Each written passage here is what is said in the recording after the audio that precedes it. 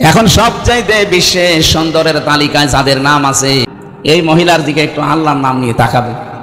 বাংলার মানুষ কিভাবে তাদেরকে মেনে নিয়েছে?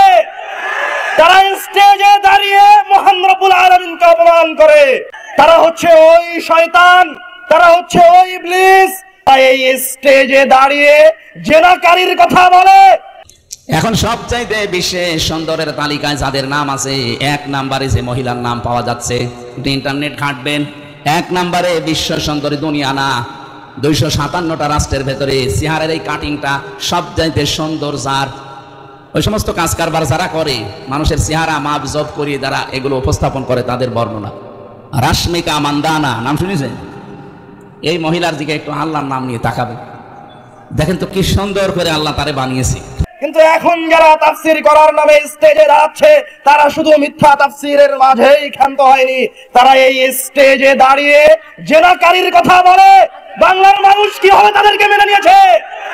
তারা স্টেজে দাঁড়িয়ে মহান রব্বুল আলামিনকে অপমান করে।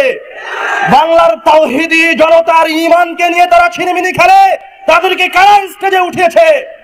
তারা হচ্ছে ওই শয়তান, তারা হচ্ছে ওই ইবলিস, যারা শত শত বছর ধরে মুসলমানদের ঈমানকে, মুসলমানদের তাওহীদি চেতনাকে নষ্ট করার চেষ্টা করেছে।